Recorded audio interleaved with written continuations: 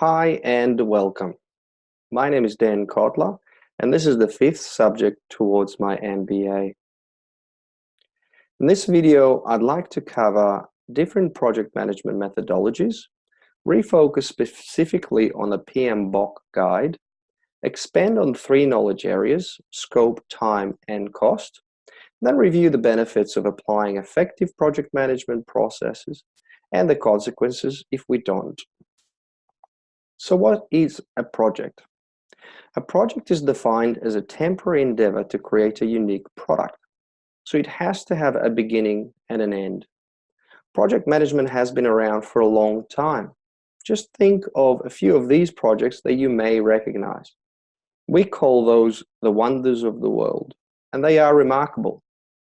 They do have some ambiguity though. Now, how much effort did it take? How long exactly was the duration of these projects? What methodologies have been used? One thing that we can be sure about is there had to be a solid and effective method to manage these projects. So what are some of the methodologies that are available to us today? Some of the methodologies that we favor today include PRINCE2, Agile, the new method combining the two, and PMBOK. PMBOK actually does not claim to be a methodology, but more about this later on. PRINCE2 stands for Projects in Control Environments, and according to the Project Management Institute, in the UK and Europe, PRINCE is the project management methodology of choice and is required by the UK government for all projects it commissions. I've actually seen many Australian government projects that required the PRINCE2 method to be used also, such as the Australian Department of Parliamentary Services, according to the PRINCE2 website under the testimony section. PRINCE2 is a very structured approach with stages and boundaries, split into 7 processes. Each process comes with activities that make up 40 steps in total. The next methodology we're going to talk about is Agile. Agile splits into many different methodologies within, but the most popular ones are Scrum, Kanban, and Lean Start. The main purpose of using the Agile methods is when the end result is ambiguous or unknown. A good example would be software. It's very hard to know exactly at the beginning of the projects how a piece of application would look like at the end. Let's pick on the Scrum method for a moment. The customer knows roughly what they are trying to achieve, which is translated into stories, and I generally expressed it in as a user role. I want you state a goal so that, and then you state the benefit if by achieving this goal. Stories are then fed into the product backlog. The team decomposes the stories into tasks during the sprint planning meeting, which goes into the sprint backlog. A sprint is an exact period of time which is agreed upon, during which the team will focus on the tasks in the sprint backlog, join daily for a Scrum meeting, and release increments of potentially shippable product after every sprint. This allows for small incremental product release to gain feedback, so product can be refined and next sprint can be planned. All this means that if the customer knows exactly what they want at the beginning of the project, Agile will probably not be the best approach, as it will be costly with many redundant steps. PRINCE2 Agile is the combination of the two methods. At first, it is hard to imagine how can a very structured PRINCE2 play nicely with the loosey-goosey Agile methods. But once we understand that Agile only plays within the managing product delivery process and everything else stays true to the PRINCE2 model, we can see that this particular method can actually bring the best of both worlds. And then there's PMBOK, which stands for Project Management Body of Knowledge. That body of knowledge, which is a set of standard terminology and guidelines for project management, continues to evolve over time and is presented as the guides to the project management body of knowledge.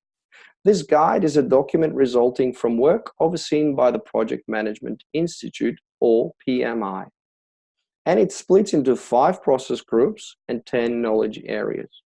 Even though I have added the PMBOK under the banner methodologies for simplicity, it does not claim to be one.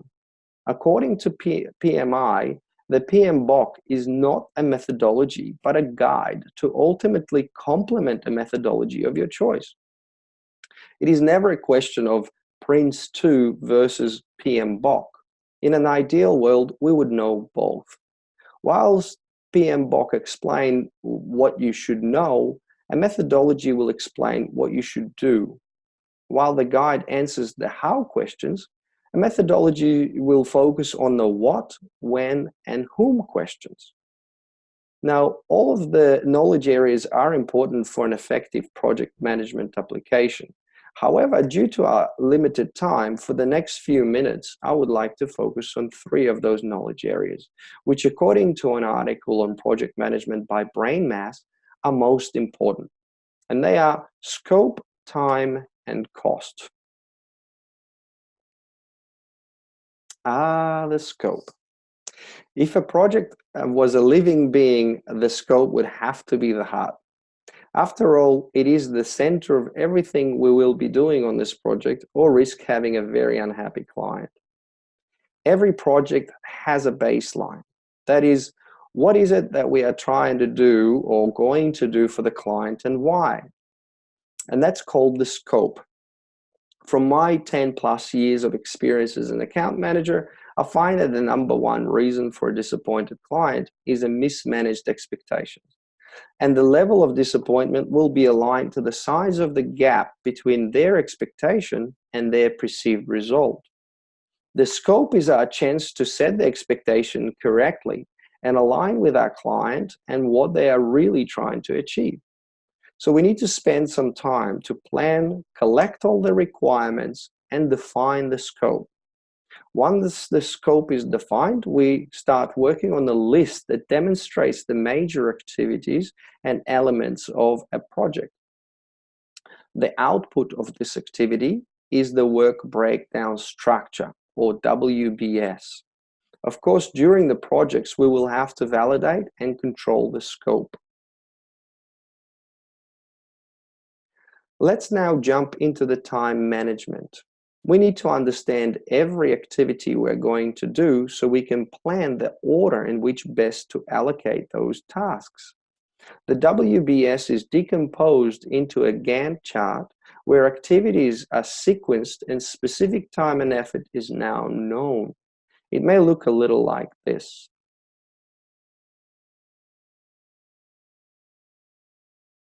Now that we know the activities and their sequence, we can start estimating the cost of each, and the total will become our budget.